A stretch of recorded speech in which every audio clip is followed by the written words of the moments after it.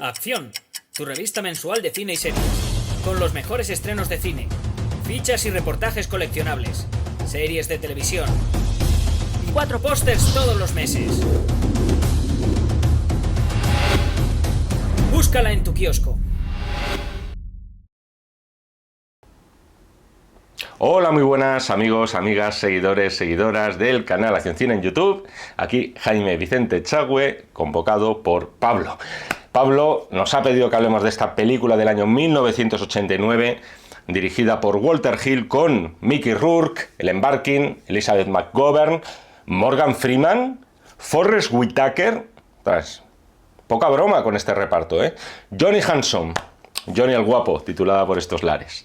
Pablo, muchísimas gracias por confiar en mí para pedirme esta película. Si me das tu permiso, si me das tu beneplácito, vamos a decir aquí a nuestros amigos, seguidores, espectadores, que eres un fan irredento y además sin propósito de enmienda del bueno de Mickey Rourke.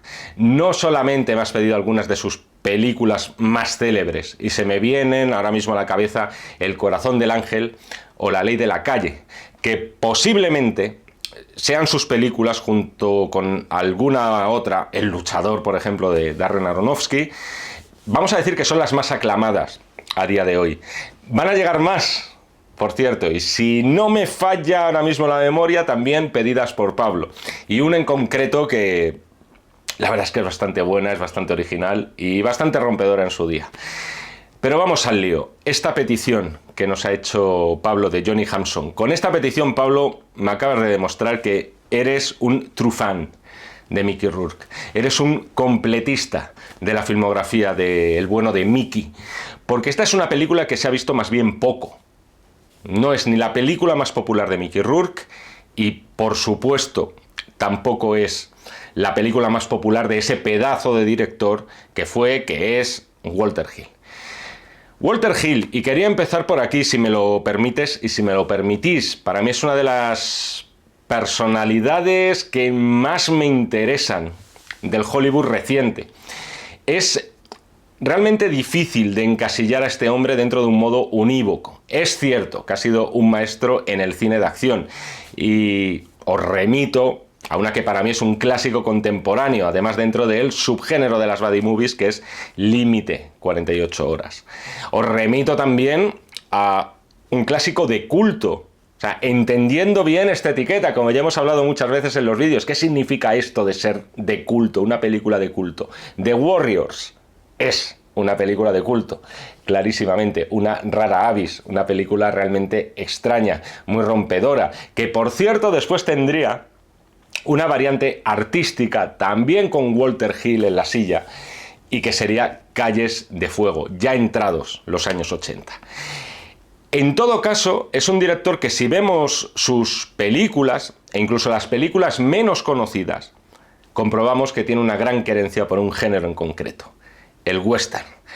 Él mismo dirigió varios westerns. Quizá no, el mejor de ellos para mí fue Forajidos de leyenda, repartazo también, por cierto. También en los años 80, en una época en la que el western no estaba muy en boga, pero creo que en todo caso esta querencia por el western es clave para entender la filmografía de Walter Hill, e incluso una película como Johnny Hanson, Johnny el Guapo, porque da la sensación de que en muchos proyectos que nada te remiten al lejano oeste, él trataba de replicar varias de las constantes del western más clásico. Y esto lo veremos un poco, no tanto como en otras ocasiones, pero también en Johnny el Guapo. De hecho, en algún momento se le llegó a considerar a Walter Hill una especie de continuador de la estela de Sam Peckinpah, y me estoy refiriendo sobre todo a la hora de plasmar la violencia en sus películas. Los tiros que se reciben en las películas de Walter Hill hacen más pupa, o sea, duelen más. La gente sangra mucho más que en otras películas de acción. De hecho, tiene un nexo en común con Peckinpah, el bueno de Walter Hill, con el cual en realidad siempre pensamos, no, fue estrecho colaborador. Que yo sepa, que se me venga a la cabeza ahora mismo, solo colaboró una vez con él, y fue en el guión de La huida, la película protagonizada por Steve McQueen. En resumen, una personalidad, la de Walter Hill, muy dotada para el cine de acción. Un tipo de acción, además, y entendedme, vamos a decir, muy viril, o sea, muy masculino, con mucho de eso que tanto se asocia al western, que es la camaradería. Howard Hawks, John Ford, y que luce, sobre todo, Walter Hill a la hora de rodar la violencia y captar la violencia. Es un director que, por lo menos, hasta el año pasado, todavía estaba en activo y estrenó película, pero es cierto que a partir de los años 90, vamos a decir que no encadena dos películas realmente importantes, o incluso buenas, por qué no decirlo, seguidas. Por buenas, quiero decir que tuvieran éxito crítico, no tanto éxito comercial. Y poco a poco, y también entiendo que por la edad, porque así a lo tonto, Walter Hill es un señor que ya supera los 80 años, su estrella se ha ido evaporando. Por cierto, ¿cómo no? Se me olvidaba, al final es también uno de los padres, de los artífices de esa obrita maestra que es Alien, el octavo pasajero. De hecho, en un momento dado se llegó a barajar la posibilidad de que la dirigiera él, en lugar de poner la producción en manos de un novato, de un casi novato como Ridley Scott, que venía de dirigir solamente una película, es verdad que muy aclamada, con mucho eco crítico, que era Los duelistas. Sin embargo, Walter Hill dijo, este tema de los extraterrestres, terror, naves espaciales, es verdad que le pillaba un poquito a desmano. O sea, es un género que nunca había tocado. No se sentía cómodo. Con eso, prefirió ser productor de la cinta. Y creo que todos salimos ganando. Productor, al igual que ha sido de, creo que prácticamente la totalidad de las películas de la franquicia de Alien.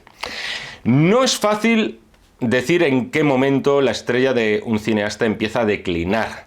Pero si miramos los títulos de Walter Hill en los años 80, vemos que justo un año antes de Johnny el Guapo obtuvo un éxito. En este caso con Danko, Calor Rojo, que por otro lado se benefició muchísimo de contar con Arnold Schwarzenegger en su prime, como decís los chavales ahora mismo, en su momento de mayor popularidad.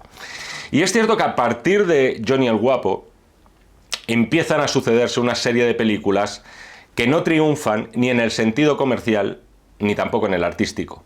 O por lo menos en uno de ellos, por ejemplo, muy pocos se acuerdan hoy de la secuela de Límite 48 horas. 48 horas más. Tampoco se acuerda la gente del Tiempo de los intrusos.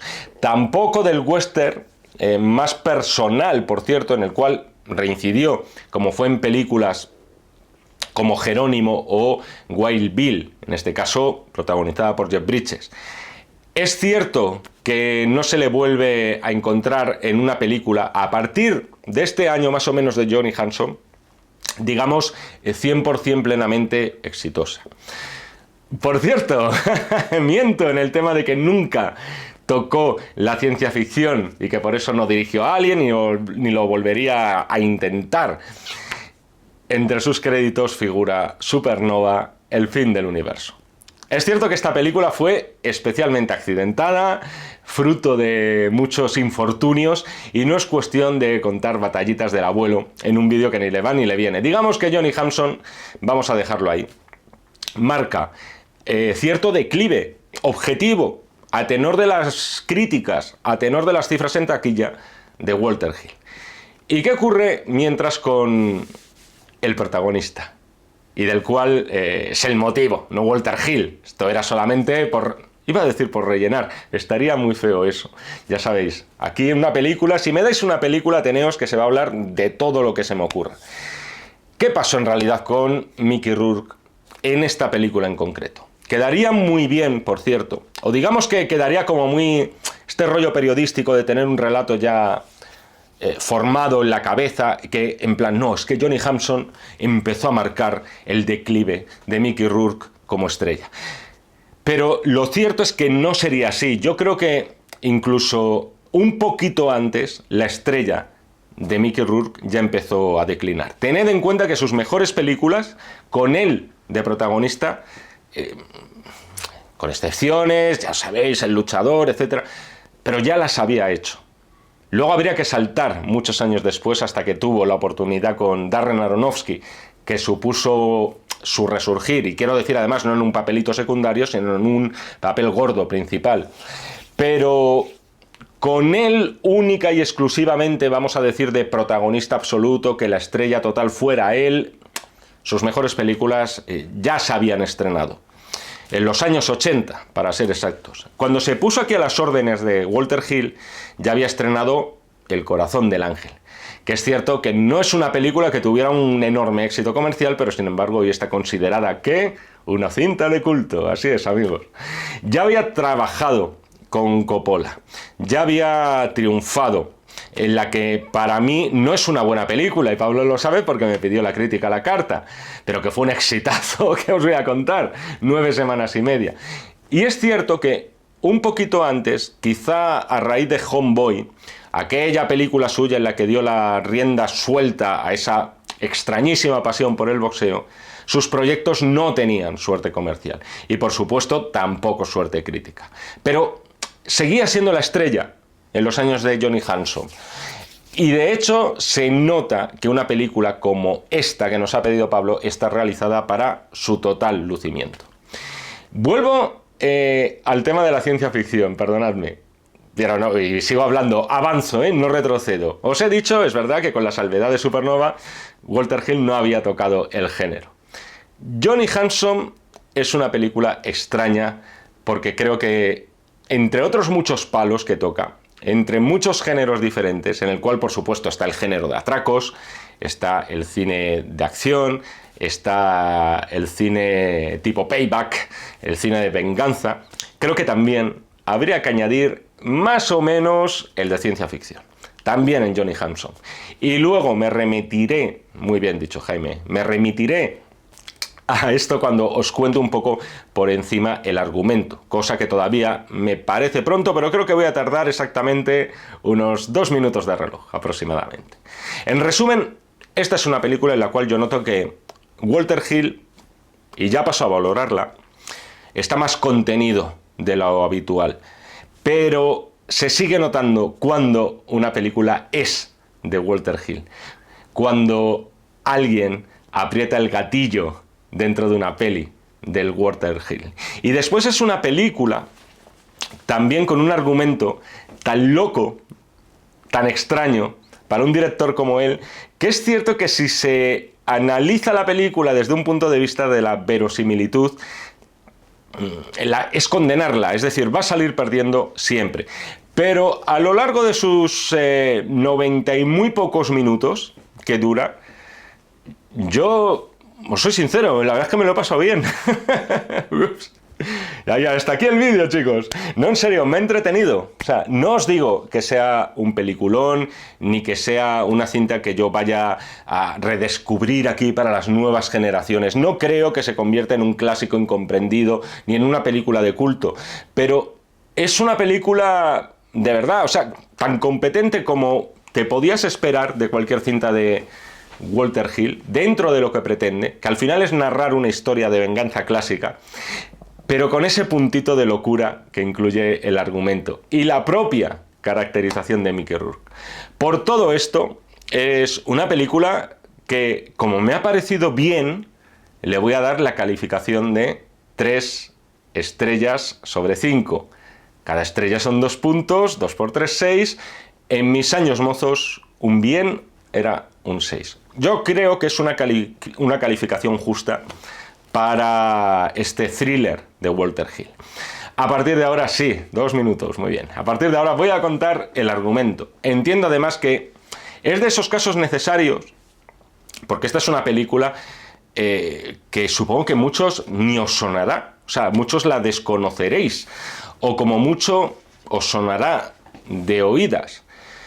Por cierto, no, iba a decir, no lo he dicho, sí que lo he dicho. O sea, esta película tiene un repartazo. O sea, aparte de Mickey Rourke, es verdad que vemos una serie de actores que quizá en el momento del estreno de la película no eran todavía las estrellas en las cuales se convertirían, pero que lo serían, porque por ahí anda Forrest Whitaker, por ahí anda en un papel con más peso que el de Forrest, Morgan Freeman, y luego hablaremos de él, luego hablaremos de Morgan, porque hay cosas que me han parecido curiosas, pero es que además, vamos a decirlo, tenemos al gran Lance Henriksen. O sea, este hombre da gusto verle siempre, es un tío cool, o sea, dentro de ese careto, de ese físico y tal, es un tío que mola ver en este tipo de cine. Vemos también por ahí a Ellen Barkin, que siempre es explosiva.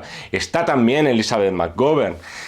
Si no sois fans o espectadores de Downton Abbey, posiblemente tengáis a esta actriz, a Elizabeth McGovern, muy olvidada. Y es cierto que en los años 60 apuntaba más alto, hizo mucho ritmo e incluso obtuvo una nominación al Oscar a la mejor actriz secundaria, participó en varias películas, algunas de bastante éxito, y tuvo un papel estelar en la que para muchos es una de las grandes películas de la historia del cine. Una película que puede estar en un top 10 o en un top 20 perfectamente. Eras una vez en América, la obra póstuma de Sergio Leone. Sin embargo, con el paso de los años cada vez las cosas son así, nadie las pide, nadie las planea. Se fue apartando su nombre de producciones de primera división. Y después ya, siendo una actriz veterana, porque aquí es prácticamente una cría en esta película, al final acabó encontrando su hueco en la televisión con una serie como Downton Abbey. Pero es verdad que viéndola ahora, viendo a Elizabeth ahora en la película, me he dicho de repente, ostras, o sea, para mí este rostro se ha quedado anclado en los años 80. Es decir, esa cara yo solamente la veo, soy capaz de verla en pelis de los 80, por todas esas películas en las que participó. Y yo os digo que algunas de ellas bastante populares. Muy por encima, para los que no conozcáis esta película, el argumento. El argumento es el siguiente. El protagonista, ¿quién es? Johnny Hampson. Johnny el Guapo, como se le conoce, con muy mala baba en el mundo criminal, con un apelativo, como veis, muy cariñoso, debido a la horrible, monstruosa y terrible deformidad que sufre en su cara. Sin embargo, eso no quita para que el tío sea, vamos a decir, un criminal inteligente, sea un buen estratega, un gran preparador de golpes. Junto a un amigo va a formar parte de un atraco capitaneado por un ampón de nombre Riff, encarnado por el bueno de Lance, junto a esa especie de novia que es Sunny, encarnada por Ellen Barkin. Es un atraco, una joyería.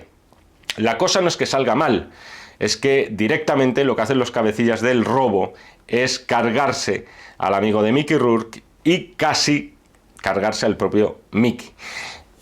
Mickey acaba en la cárcel, Johnny, pero surge una posibilidad. La posibilidad por parte de un ambicioso cirujano, encarnado por Forrest Whitaker, de someterse a una operación que le corrija el rostro. Y de momento, hasta aquí puedo leer. Cositas que os quería comentar de la peli y ya de paso os voy resumiendo lo que pasa. Sigue siendo una película de Walter Hill, pese a ciertos elementos que no pegan quizá mucho en su cine, pero se nota, se siente, Walter está presente, sigue siendo ese director y valga la redundancia que quiere ser directo, o sea que va al punto, que sabe lo que quiere contar, que no le gustan las secuencias superfluas, que quiere que todo sume, no le gusta el relleno. Raramente es un director que podamos encontrar que divague. Eso, por ejemplo, todo esto que os acabo de decir lo vemos en el inicio, en la preparación del golpe, además muy de los años 80. O sea, para empezar con el bueno de Henriksen, que siempre mola verlo en estos empeños, mola como Bishop, pero también mola como el anti-Bishop. Es decir, en estos empeños totalmente desquiciado, metiéndose cocaína hasta las trancas justo antes del golpe, y además este golpe intercalado con los títulos de crédito. Hasta ese punto, Walter Hill es directo. El golpe de la joyería, por cierto. Viéndolo ahora me hace gracia porque casi podía ser el atraco que nunca vimos de Reservoir Dogs, O sea, uno de ellos se carga al joyero por dar la alarma, que era lo que se nos contaba que ocurría y nunca veíamos en la película de Tarantino, y eso daba pie a un baño de sangre. Ignoro, no lo sé, y eso que me he leído su último libro, pero puede que sí que cita a Walter Hill, pero yo creo que no cita a Johnny Hampson. Ignoro si a Quentin le gusta esta película. Como lo ha visto todo, es posible que por lo menos tuviera constancia de ella. Durante ese atraco, por cierto, ya vemos lo que os decía antes. Los balazos en el cine de Walter Hill siempre duelen un poquito más. O sea, es uno de los cineastas que más se ha empeñado en mostrar con cierto realismo lo que supone de verdad recibir un balazo. Y aquí como espectadores lo disfrutamos. Quiero destacar otra cosa que siempre es muy agradable escuchar, en este caso, y es la música de Ray Cooder, uno de los grandísimos bluesman, que además todos le conocéis, aunque no os quedéis con el nombre, todos habéis escuchado, por la extraordinaria y para mí, de verdad, y a riesgo de ser hiperbólico, lo voy a decir, para mí una de las mejores bandas sonoras de la historia del cine, que es la que compuso para el París, Texas, de Wim Wenders. En este caso es muy reconocible la música de Cooder y además con esos slides de guitarra. Ya sabéis, el tubito que se mete aquí y hace unos ligamientos entre notas que dan un feeling muy particular. Y lo dan ya no solo a las melodías, sino también a la propia película o a las películas que cuentan con este estilo de música. Antes, medio en serio, medio en broma, os he dicho, oye, a ver si entre el rollo un poco neo-western, cine de venganzas y atracos, acción y tal, a ver si Johnny Hampson, así a lo tonto, se le puede catalogar de ciencia ficción también. Yo creo que en parte sí. Si veis la película y veis el rostro totalmente deformado de Mickey Rourke, que por cierto, ese maquillaje, no he comprobado ahora mismo el nombre de los créditos, pero me recuerda un poquito al de La Máscara, la película aquella de Peter Bogdanovich con Eric Stoltz de protagonista. Lo que propone el doctor, encarnado por Forrest Whitaker, es la de someter a este buen hombre a una operación. Pero claro, no solo para paliarte las deformaciones. ¿Por qué? Porque directamente lo que hacen en la operación es transformarlo en Mickey Rourke. O sea, no lo digo en broma lo de la ciencia ficción, no estoy siendo irónico. Es decir, alguien que sufre esa deformidad tan aguda, tan terrible como la del protagonista, yo creo que no hay precedentes en la historia de la ciencia de que se haya podido reconstruir el rostro, para empezar, sin que hayan quedado ninguna secuela. Pero ya no os digo nada si se trata de convertir el rostro de esa persona en una de las estrellas del cine del momento, en una de las personas más atractivas del momento y en uno de los grandes sex symbols de los 80.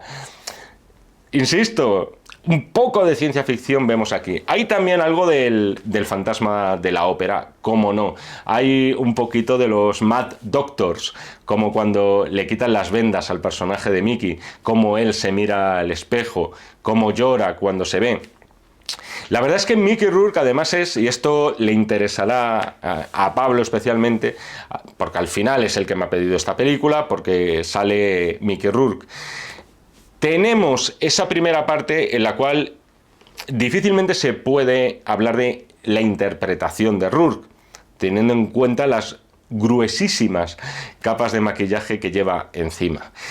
Pero sí que me parece interesante cómo Mickey Rourke trata, y es un empeño interesante, dentro de que no es este el papel de su vida, de hacer que el personaje que veíamos deformado al principio y el que ahora tiene las facciones de Mickey Rourke sea el mismo personaje. Es decir, cambia la cara, la forma de ser no, el alma tampoco. Es decir, que Johnny no pase a ser el Mickey Rourke de los 80. Así, de golpe. Me ha quedado bien este chasquido, para entendernos.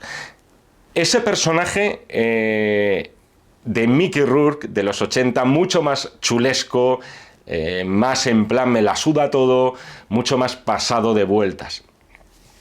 Eso para mí habría sido un error, habría sido un fallo. Le habría quitado dentro de lo fantasioso que es esa condición de verosímil mínima que se les pide a la película, por muy fantasiosa que sea.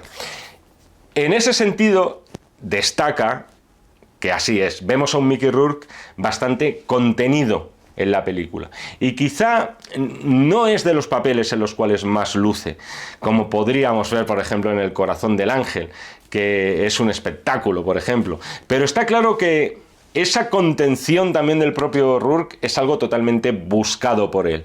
De algún modo busca no pasarse, no salirse de rosca, que es una tentación que es quizá lo que más se le puede achacar a este actor. Es decir, por mucho que le hayan cambiado el rostro, el personaje, ese tío apocado de vida solitaria que es Johnny Hanson, no puede ser en plan, soy el Mickey Rourke de los 80, no. Su interior tiene que seguir siendo el mismo. Y eso es algo que, ya os digo, no es el papel de la vida de Mickey, pero se esfuerza porque así sea. A todo esto, no se puede dejar de recordar la ironía. El hecho de que aquí Mickey Rourke se somete a una operación estética y luego hemos visto el resultado de las operaciones estéticas reales a las que se ha sometido el actor a lo largo de los años. Es cierto que por lo menos en un principio, o al menos así lo decía él, se debían al tema del boxeo. Le habían causado bastantes destrozos durante buena parte de su vida.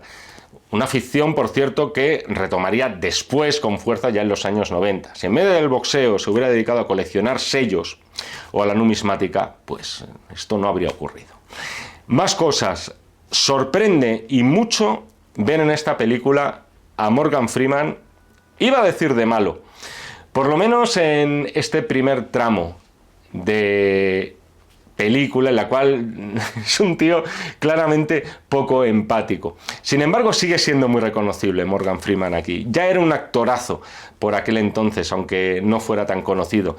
Para empezar, porque está prácticamente igual que cuando ya le hemos conocido, y no me remito hace tantos años, de forma más popular. Y además incorpora alguna de esas sonrisitas, algunos de esos ademanes que todos recordamos de mogollón de películas suyas. Algunas cositas que a mí no me acaban de convencer de la película, por supuesto. Por ejemplo, me da la sensación de que hay determinados personajes que en ese guión están a medio desarrollar. Por ejemplo, uno que podría dar algo de juego, o más del que da, es el de esa monja que de algún modo ejerce de confesora de Johnny.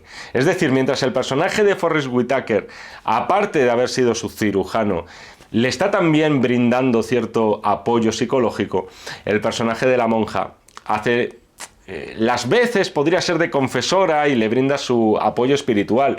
Sin embargo, se limita solamente a un par de secuencias. Es algo que podría haber hecho de esta película algo diferente. Yo creo que es un personaje a medio desarrollar que podría haber aportado más capas. Hay también una cosa que no acabo de entender y posiblemente sea culpa mía, porque no haya puesto atención en ese preciso momento y se me haya pasado por alto. No acabo de entender por qué, si el personaje de Henriksen es tan localizable, y de hecho aquí viene la parte mollar de la película, lo que va a hacer Johnny va a ser vengarse, aprovechándose de esta nueva identidad que le ha proporcionado la ciencia, va a ir al bar que en teoría regenta él junto al personaje de Sunny, junto al Embarking. Es muy localizable el personaje de Henriksen y al final Mickey, Johnny Hanson, fue testigo de lo que había ocurrido. O sea, no entiendo por qué el personaje de Morgan Freeman, poli, agente de la ley, tiene tantos problemas para localizar a Henriksen, o directamente, joder, para ir al bar y detenerle, porque al fin y al cabo el personaje de Mickey Rourke fue testigo de ese robo. O sea, no sé cómo no está la policía pisándole los talones al responsable de este atraco. Pero esto, insisto, quizás sí, vale, quizás se debe a que Mickey Rourke no ha querido colaborar, o se niega a colaborar, o algo por el estilo. Pero es algo que me ha chocado un poquito viendo la película, no la acabo de hilar. Posiblemente sea en plan, no, Mickey Rourke no va a decir ni mu de quién hizo este atraco porque él quiere cobrarse la cuenta, no quiere que nadie detenga a este tío. También esta es una película en la cual creo que el personaje de Elizabeth McGovern al final está incluido única y exclusivamente para la secuencia que vamos a ver al final. Hay, por ejemplo, en ese encuentro de los dos, tienen una relación sentimental, por supuesto, se han liado, y ella le viene a decir a Johnny que conoce toda su historia y tal. Conoce todo lo que le ha pasado, quién era él antes. No me parece tampoco esa una situación muy bien resuelta por cómo echa de allí Johnny a la chica. Es decir, prácticamente sin ningún tipo de empatía cuando ha sido él el que ha iniciado una relación con ella. Y además, pues parece que se gustan.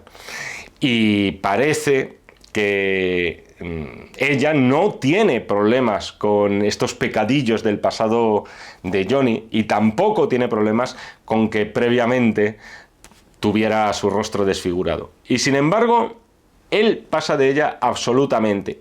Es algo que estará justificado psicológicamente, pero no lo acabo de pillar. Supongo que será porque a lo mejor ya presiente que ella puede correr peligro. Vale, eso lo compro, como vamos a ver al final de la película. Pero bueno, son cosas que dices, cuesta más, te sacan un poquito de la peli. A lo largo de Johnny el Guapo vemos ciertos detalles muy de western y que sin embargo no acaban teniendo la continuidad a lo mejor que nos pide el cuerpo. Por ejemplo, es muy de western el encuentro de Johnny con su nueva identidad a ese bar de striptease donde están las dos personas a las que va a querer asesinar por lo que le hicieron a él y sobre todo a su amigo.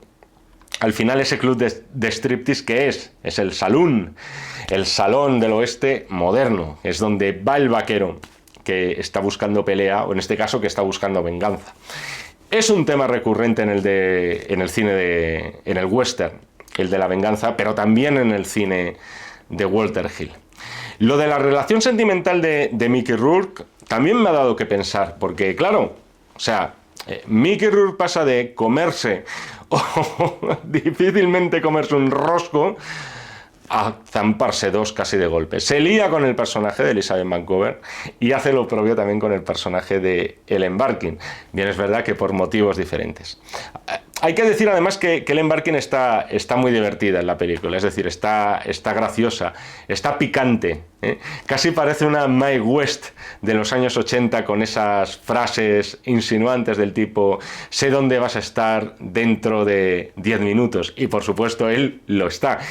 Pero a lo que iba, el personaje de Mickey Rourke ha pasado de 0 a 100, entendemos que de no comerse un rosco a pasar a hacerlo a pares. Y una cosa en la que me ha dado por pensar es que quizás este hombre, de verdad, perdonadme, dices, Chagüe se ha vuelto loco y tal. Este hombre quizá era virgen antes de todo esto. O sea, estas cosas que le dan por pensar a uno cuando está viendo la película. Por la vida que ha llevado. Y en un momento dado, también se nos narra que su hogar no era precisamente un lugar donde recibió valores.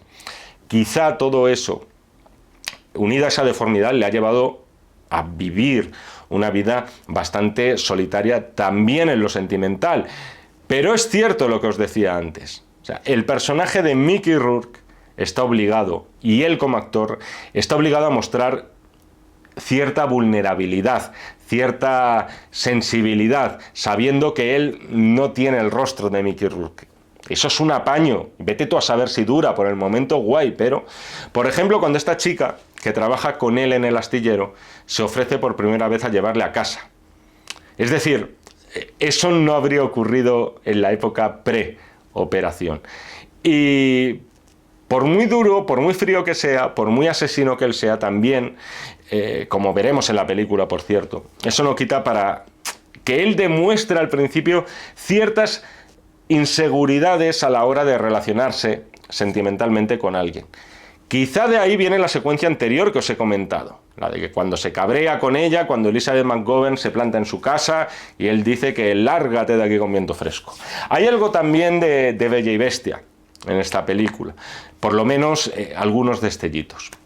Seguimos con cosas. Johnny protagonizará un nuevo golpe con sus dos archienemigos, precisamente en el astillero. Aquí volvemos también a ver esa minuciosidad con la cual Walter Hill le encanta planificar este tipo de secuencias. Además, con esa frialdad propia del cine de Sam Peckinpah, con esa mente cuadriculada del profesional del crimen. Pero es una frialdad superficial porque de verdad ves sangre caliente brotando en esos personajes. Realmente se nota en esta película mucho cuando Walter Hill disfruta. Es en este tipo de secuencias de acción, es en los atracos, es en los momentos previos de un robo. Os diría que lo disfruta infinitamente más que cuando tiene que plasmar estas otras secuencias más emocionales o más sentimentales. Hay una secuencia, por cierto, que me ha sido imposible no acordarme de El corazón del ángel. Cuando vemos a Johnny subiendo por un ascensor dentro de un loft abandonado, donde va a buscar ese blanqueador del dinero. Me ha parecido una puesta en escena que trataba de imitar a la de Alan Parker en aquella película. En un momento o en varios momentos clave, además. Al final, como estamos en una película que, como buena parte del cine de Walter Hill, acaba bebiendo del género western, ¿qué vamos a tener? Tiroteo final y duelo final. Y en este caso, por cierto, va a ser en un cementerio. Y como nos temíamos, y en eso quizá sí que es más previsible en la película, Henrik Sen y su pareja tienen allí a Elizabeth McGovern. Ellos, por cierto, o sea, claro, la estética, a mí estas cosas me molan de estos años. Por estética parecen sacados de aquella película de vampiros que dirigió Catherine Bigelow, Los viajeros de la noche, creo que era el título en castellano, y en la que, de hecho, uno de esos viajeros de la noche era el propio Henriksen. Es duro el momento en el que Lance, por cierto, quiere, y esto lo digo en serio, quiere devolver a Johnny a su estado original, por así decirlo, a través de navajazos y tajazos en plena cara. Sí me parece un poquito más forzado el hecho de que Rourke empiece a hablar otra vez con la misma voz nasal, que esto no lo he comentado, le cambia la voz a raíz de la operación. Justo antes de la operación tenía otra voz, entiendo que por deformidades en la pituitaria, y era mucho más nasal, mucho menos melódica y armoniosa. Entonces, a mí me llama la atención esto, que por unos tajos en la cara de repente también te cambia la voz, ¿no? Me ha parecido algo un poquito más efectista, más artificial. Y eso, que hasta ese momento, desde el momento en el que se es operado, no la habíamos vuelto a escuchar con esa voz. Es decir, ya esa voz había muerto con su anterior rostro. Un efectismo un poquito barato en este caso. Sin embargo, Johnny tiene un plan, la maleta con el dinero que han sacado del último golpe, algo oculta en la maleta, eso también lo vemos venir. Yo al principio pensaba que sería una bomba, pero no era la bomba. En esta ocasión tocaba pistola, directamente los cose a tiros a los dos, muy a lo Walter Hill. Y con un poquito, sin abusar en este caso, de esa cámara lenta de Walter Hill, que en realidad patentó él para estas secuencias de violencia. Patentó no, más bien tomó prestado directamente de Sam Peckinpah. Sin embargo, el final de Johnny yo creo que es una persona que está marcada desde el mismo inicio. O sea, ha sido alcanzada por una bala, ha sido alcanzado por una bala, y su última pregunta antes de morir, esto me ha gustado, Elizabeth, es ¿cómo tengo la cara? Que me parece una frase final, teniendo en cuenta el background del personaje, muy honesta, muy sincera, casi una última voluntad. Y creo que si en la película se hubiera hecho en un momento dado más hincapié en lo que suponía la readaptación de este hombre a la sociedad, después de haber vivido, suponemos que 30 y tantos años bajo casi una máscara, y ahora sin embargo es verdad que tiene otra, que no es la suya, la original. Si se hubiera hecho más hincapié en eso, en el tramo central de la película, incluyo que este final habría sido para mí más emocionante y mucho más pleno. Y hasta aquí crítica a la carta de Johnny, el guapo Johnny Hanson. Pablo, muchísimas gracias de verdad por tu petición. Tenemos asuntos pendientes, por supuesto, creo que queda por ahí más de una, más de dos críticas a la carta pedidas por ti, y al resto también espero que os haya gustado este vídeo. A lo mejor os he animado a buscar esta película, a que la veáis, que le echéis un ojo.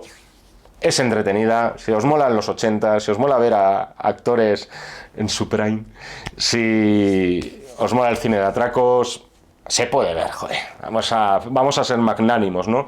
No todo va a ser Scorsese y Bergman y Spielberg. Si queréis más críticas a la carta, ya sabéis dónde localizarme. Las podéis pedir viendo las instrucciones que hay debajo de este careto, un poquito más arriba. Importante también, denme una buena suscripción y un buen like si queréis seguir apoyando canales tan cinéfilos y tan enfocados única y exclusivamente al cine y también a la tele como es Acción. Nos seguimos viendo en el canal de Acción Cine si así me lo requerís, y nos seguimos leyendo en este y en todos los que están por venir de los números de la revista Acción. Muchísimas gracias y hasta otra. Acción, tu revista mensual de cine y series, con los mejores estrenos de cine, fichas y reportajes coleccionables, series de televisión y 4 pósters todos los meses. Búscala en tu kiosco.